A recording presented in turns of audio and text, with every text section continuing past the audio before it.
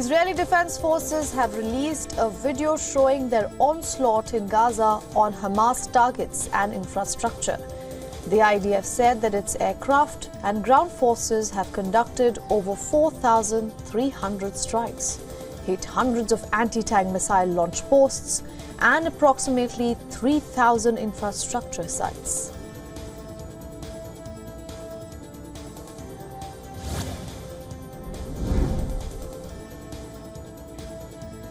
The Israeli military has shared videos and photographs showing what it said were weapons stored by Hamas in the basement of a children's hospital in Gaza. They also claim that hostages might have been held in this location. An Israeli military spokesperson said that troops found a command center with weapons including grenades, suicide vests and other explosives in the basement of the Rantisisi hospital. The footage appeared to show the rudimentary living quarters, including a small kitchen as well as a nearby tunnel shaft that Israeli forces said led to the houses of a senior Hamas naval commander. However, Hamas and hospital authorities in Gaza have denied that health facilities have been used for military purposes.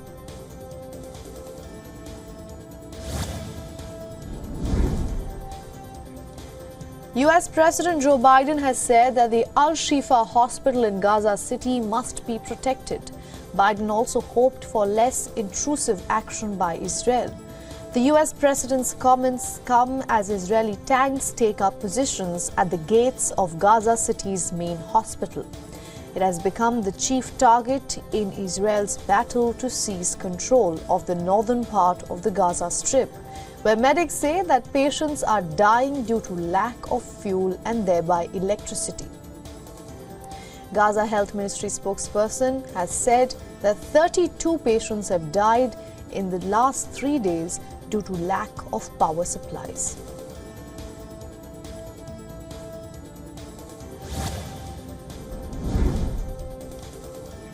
The head of UN's Office for Coordination of Humanitarian Affairs, AID, said that the lack of fuel in Gaza will bring aid delivery and communications to a halt very soon.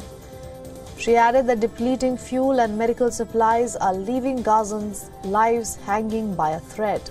According to the UN official, fighting around Al-Shifa hospital had 3 killed and displaced dozens of patients.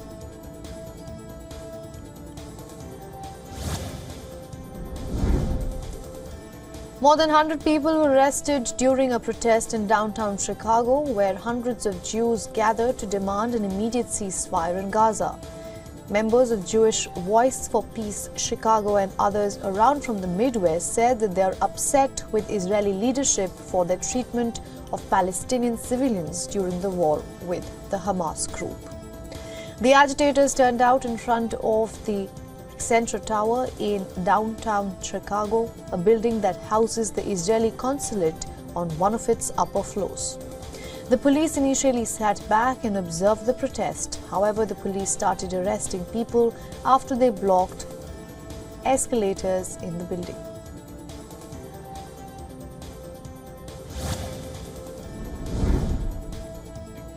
Western countries on Monday repeatedly called on Russia to end domestic repression of dissident voices and end its war in Ukraine and rights violations related to it. A delegation from Moscow, led by State Secretary and Deputy Justice Minister, defended Russia's right to ensure law and order by restricting some forms of protest or voices that might threaten domestic security. The hearing in Geneva was part of an exercise known as the Universal Periodic Review. After Russian President Vladimir Putin launched the invasion in February last year, Russia has come under widespread international condemnation. 2 separate teams of UN-backed investigators have been looking into rights abuses carried out in Ukraine and domestically in Russia.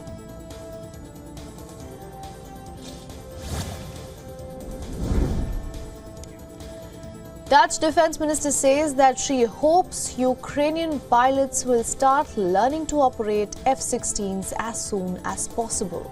This comes as NATO member Romania inaugurated an international training hub for F-16 jet pilots from allied countries and other partners. The centre is using F-16 jets provided by Netherlands with training support from Lockheed Martin and its contractors.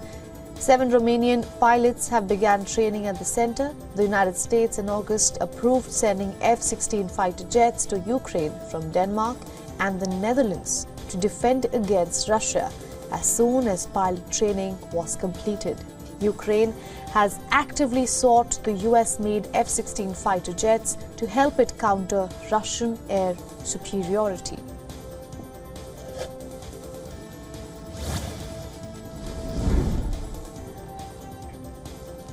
David Cameron has made a surprising comeback to UK politics. The former Prime Minister has now been appointed the Foreign Secretary of the country. The very unusual decision comes after British Prime Minister Rishi Sunak carried out a major cabinet reshuffle. Sunak welcomed Cameron in a speech and said that his appointment comes in deeply challenging times. He said that Cameron will build on UK's past achievements in foreign policy. Soon after his appointment, Cameron spoke to US Secretary of State Antony Blinken and discussed the Israel-Gaza war.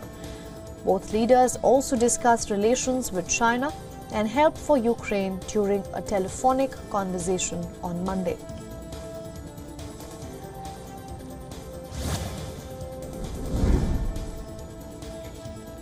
US President Joe Biden's 2024 re-election team has said that former President Donald Trump had embraced the language of Nazi German dictator Adolf Hitler by using the word vermin to refer to his political enemies. Trump's comments drew criticism online as well, with some historians saying that his language mirrored that of autocrats who have sought to dehumanize their foes. Trump's campaign spokesperson has rejected the comparisons to Hitler.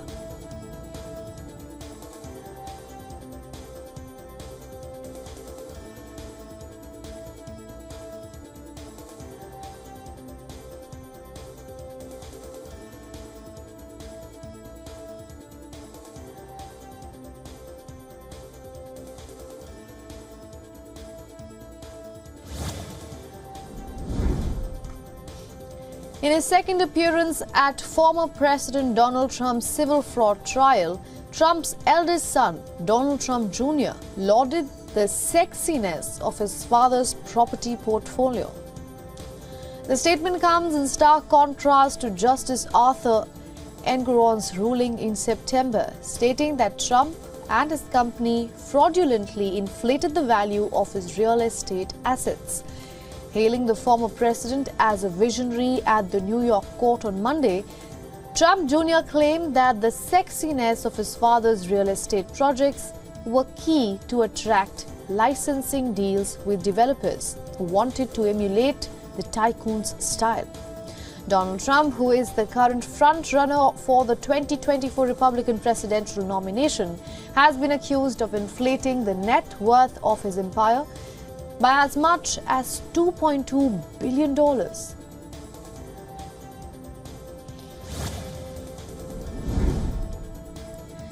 US House Speaker Mike Johnson's plan to keep the government open past Friday faces several hurdles this week as time runs out to avert a shutdown. Johnson unveiled his stop-gap bill on Saturday that would extend government funding at current levels for some agencies until January of 19th, while others would be funded until February of 2nd.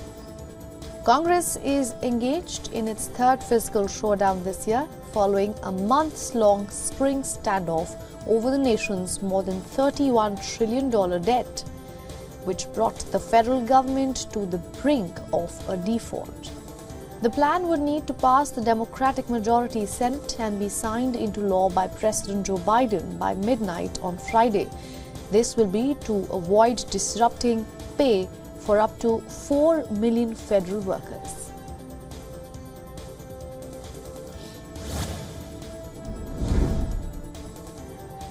U.S. Treasury Secretary Janet Yellen has called on Pacific Rim finance ministers to boost the productive capacity of their economies.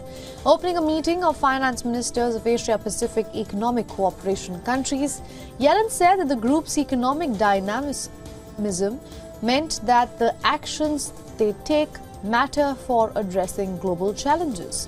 Yellen also said that the 21 APEC economies needed to collaborate in order to meet goals for an open, dynamic, resilient and peaceful Asia-Pacific community. The APEC Finance Ministers meeting comes just ahead of the APEC Leaders Summit later this week, and a high-stakes meeting between US President Joe Biden and Chinese President Xi Jinping. The Xi-Biden meeting aims at easing tensions between the world's two largest economies.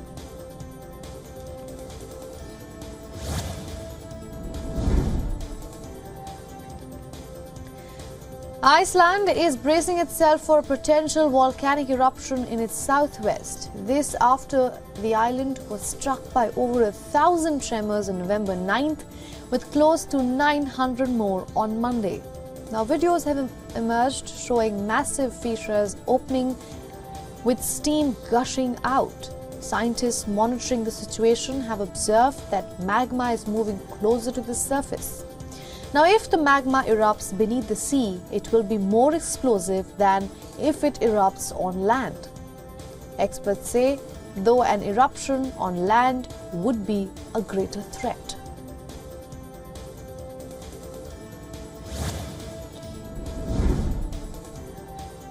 Rescue operations continue in India's northern state of Uttarakhand, where 40 construction workers are trapped inside a road tunnel, which collapsed on Sunday after a landslide.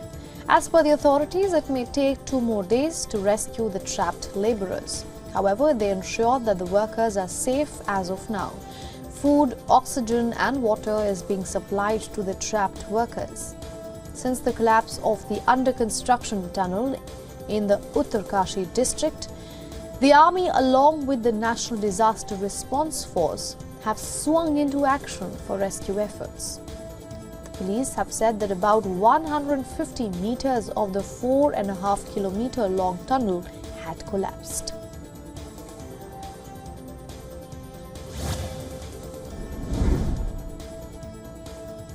Mexico's first openly non-binary magistrate and prominent LGBTQ+ activist, Baena, was found dead at home. Baena was celebrated across Latin America for their work to advance the rights of the LGBTQ+ community. Mexico's security minister said that authorities are investigating the cause of the death. In Baena's honor, LGBTQ activists held a vigil in Mexico City to demand justice.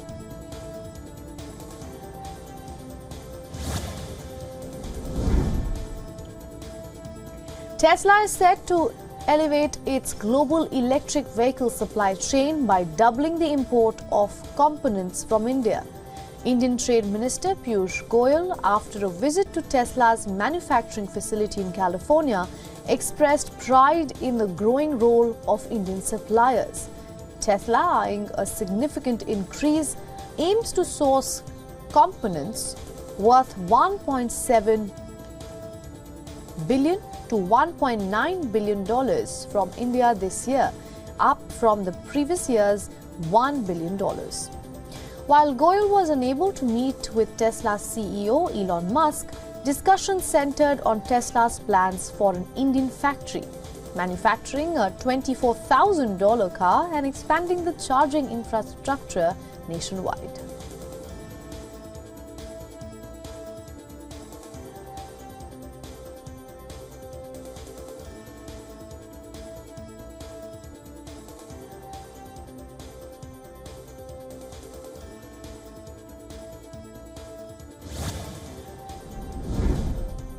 Amazon.com has implemented a second round of layoffs, this time cutting around 180 jobs in its gaming division, following a similar reduction just a week ago.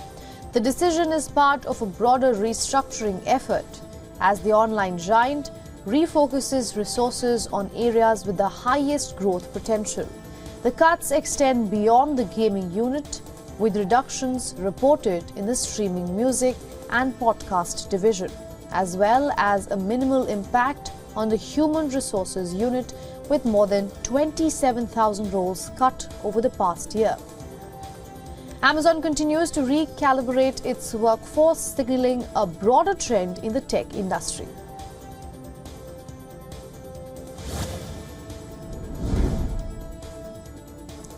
Nvidia, the leader in artificial intelligence chips, has just unveiled its latest powerhouse, the H200. This cutting-edge chip, set to roll out next year, boasts a significant upgrade in high bandwidth memory, enhancing data processing speed and also efficiency. With 141 gigabytes, up from 80 in its predecessor, the H200 is geared to catapult AI services, including OpenAI's ChatGPT, into a new era of rapid responsiveness. Industry giants Amazon, Google and Oracle, alongside cloud providers like AWS, Azure and more, are quick to embrace the H200, anticipating a revolution in the AI capabilities.